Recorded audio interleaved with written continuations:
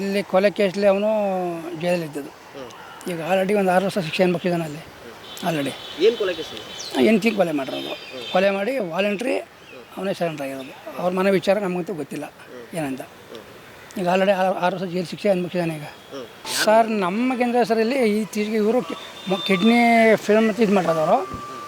ಈಗ ಅವ್ರು ಏನು ಮೆಡಿಕಲ್ ರಿಪೋರ್ಟ್ ಅಂತ ಅದಂತ ನಮ್ಗೆ ಸರಿಯಾಗಿ ಗೊತ್ತಿಲ್ಲ ಇನ್ನು. ನಮಗೇನು ಹೇಳಿಲ್ವಲ್ಲ ಅವರು. ಮೆಡಿಕಲ್ ರಿಪೋರ್ಟ್ ನಮಗೆ ಏನಂತ ಹೇಳಿಲ್ಲ ಅವರು ಅಲ್ಲಲ್ಲಿ ಮಾತಾಡ್ತಿರೋದು ಅವರು. ನೀವೇನು ಜೈಲಧಿಕಾರಿಗಳು ಸರ್ ನಾವು ಯಾರೂ ಕೇಳಿಲ್ಲ ಅವರು ನಮಗೆ ಏನೂ ಹೇಳಿಲ್ಲ. ಅವರು ಅಲ್ಲಲ್ಲೇ ಮಾತಾಡ್ತಿರೋದು ಫುಡ್ ಪಾಯ್ಸನ್ ಆಗಿದೆ ಅಂತ. ಫುಡ್ ಪಾಯ್ಸನ್ ಆಗಿ ಅಂತ ಹೇಳ್ತಿರೋದು ಅವರು. ಕಿಡ್ನಿ ಫೇಲ್ಯೂರ್ ಅಂತ ಅಡ್ಮಿಟ್ ಮಾಡೋದು ಇಲ್ಲಿ 3 ಜನಕ್ಕೂ ಒಟ್ಟಿಗೆ ಕಿಡ್ನಿ ಫೇಲ್ಯೂರ್ ಆಗೋ ಚಾನ್ಸಸ್ ಇಲ್ಲ. ಒಟ್ಟಿಗೆ ಅಲ್ಲಿ ಒಂದೇ ಬೆಡ್ ಮೆಡಿಕಲ್ ಸಹಾಯ ಇದು ಸ್ಥಿತಿನೂ ಇಲ್ಲ. ಇವರು ಮೇಲ್ನೋಟಿಗೆ ಇದು ಅನುಮಾನ. ಸರ್ ಆ್ಯಕ್ಚುಲಾಗಿ ಏನಾಗಿದೆ ಅನ್ನೋದು ನಮಗೆ ಇನ್ನೂ ಸರಿಯಾದ ಮಾಹಿತಿ ಗೊತ್ತಿಲ್ಲ. ಇವರು 25ನೇ ತಾರೀಕು KR ಹಾಸ್ಪಿಟ್ಲಿಗೆ ಅಡ್ಮಿಟ್ ಮಾಡಿದ್ದಾರೆ. ಅದರಲ್ಲಿ ನಮಗೆ 1ನೇ ತಾರೀಕೆ ಮಾಹಿತಿ ನೀಡಿದ್ದಾರೆ. ಇವರು 5 ದಿನಗಳ ಕಾಲ ನಮಗೆ ಏನು ಮಾಹಿತಿ ಕೊಟ್ಟಿಲ್ಲ. 1ನೇ ತಾರೀಕಿಗೆ ನಮ್ಮ ಅಣ್ಣನ ಮಗನಿಗೆ ಫೋನ್ ಮಾಡಿಬಿಟ್ಟು ನಿಮ್ಮ ಚಿಕ್ಕಪ್ಪನಿಗೆ ಈಗ ಆಗಿದೆ, ಹೊಟ್ಟೆ ನೋವು ಅಂತ ಹೋಗ್ಬಿಟ್ಟು ಒದ್ದಾಡ್ತಿರೋ, ಅವ್ರು ಕರ್ಕೊಂಬಂದು KR ಹಾಸ್ಪಿಟ್ಲ್ ಅಡ್ಮಿಟ್ ಮಾಡಿದ್ದೀವಿ.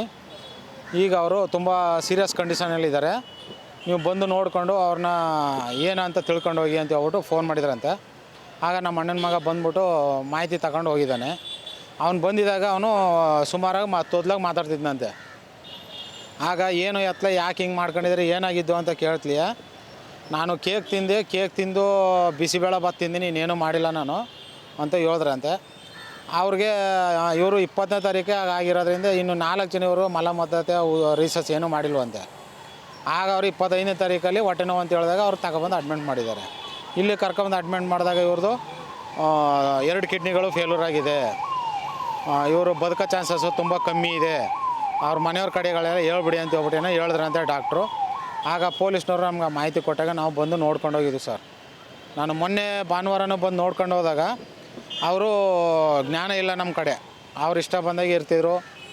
ಅವ್ರು ಏನೋ ಹೇಳೋದಕ್ಕೆ ಪ್ರಯತ್ನ ಪಡ್ತಾಯಿದ್ರು. ಆದರೆ ಪ್ರಯತ್ನ ಪಡ್ಬೇಕಾದ್ರೆ ಇವರು ಕೈ ಬೈ ಮಾತ್ರ ಆಡಿಸ್ತಾಯಿದ್ರು. ಅಲ್ಲಿ ಮಾತಾಡೋದಕ್ಕೆ ಪೈಪ್ ಹಾಕ್ಬಿಟ್ಟಿರೋದ್ರಿಂದ ಅವರು ಏನೂ ಮಾತಾಡೋಕ್ಕಾಗಿರಲಿಲ್ಲ ಸರ್. ಇದು ಜೈಲು ಒಳಗಡೆ ಆಗಿರೋದ್ರಿಂದ ನಮಗೂ ಅನುಮಾನಾಸ್ಪದವಾಗಿ ಇದು ಏನೋ ಆಗಿರ್ಬೋದು ಒಳಗಡೆ. ಇವರು ಒಳಗಡೆ ಆವಾಗಿಂದ 6 ವರ್ಷದಿಂದ ಜೈಲಲ್ಲಿದ್ದವ್ರಿಗೆ ಏನೂ ತೊಂದರೆ ಆಗದಿರೋದು. ಈಗ 8 ತಿಂಗಳು ಹಿಂದೆ ಬಂದಿರೋರಿಗೆ ಇವ್ರಿಗೆ ಕಿಡ್ನಿ ಫೇಲ್ಯೂರ್ ಆಗ್ಬೇಕಾದ್ರೆ ಕಾರಣ ಬೇಕಲ್ಲ. ಈಗ ಸುಮ್ಮನೆ ಏನು ಎತ್ತಲ ಅನ್ನೋದು ಗೊತ್ತಿಲ್ಲದೆ ನಾವು ಹಿಂಗಾಗಿದೆ ಹಂಗಾಗಿದೆ ಅಂತ ಹೇಳೋದಕ್ಕೆ ನಮಗೆ ಏನು ಮಾಡೋಕ್ಕೆ ಸಾಧ್ಯ. ಈಗ ಅವ್ರು ಏನೇ ಮಾಹಿತಿ ಕೊಡ್ಬೇಕಾದ್ರೆ ಈಗ ಜೈಲರೇ ಕೊಡಬೇಕು. ಇದು ಜೈಲು ಒಳಗಡೆ ಆಗಿರೋದ್ರಿಂದ ಈಗ ಜೈಲು ಅಧಿಕಾರಿಗಳಿಂದ ಜವಾಬ್ದಾರಿ ತಗೊಂಡು ನಮಗೆ ನ್ಯಾಯ ದೊರಕಿಸ್ಕೊಡ್ಬೇಕು ಅಂತ ಕೇಳ್ಕೊತೀವಿ ಸರ್. ಜೈಲರ್ ಹತ್ರ ಬಂದು ಮಾತಾಡಿದ್ದೀವಿ ನಾವು. ಜೈಲರ್ ಹತ್ರ ಮಾತಾಡಿ ಅಂತ ಪೊಲೀಸ್ನವ್ರು ಹೇಳಿದ್ರೆ ಹೊರತು ನಾವು ಜೈಲರ್ ಹತ್ರ ಇನ್ನೂ ನಾವು ಅವ್ರನ್ನ ನೇರ ಮಾತಾಡ್ಸಿಲ್ಲ ಸರ್. ನನ್ನ ಹೆಸರು ಶಿವಕುಮಾರ್ ಅಂತ ಹೇಳ್ಬಿಟ್ಟು ಚಾಮರಾಜನಗರ ಡಿಸ್ಟ್ರಿಕ್ಕು ಬಿಸಿಲೋಡಿ ಗ್ರಾಮದವರು. ನಾವು ಅವ್ರಿಗೆ ದೊಡ್ಡಮ್ಮನ ಮಗ ಅಣ್ಣ ಆಗಬೇಕು. ನಾನು ನಾಗರಾಜು ಅಂತ ಸತ್ತೋಗಿರೋರು. ಅವ್ರಿಗೆ ಒಂದು 38 ವರ್ಷ ಸರ್.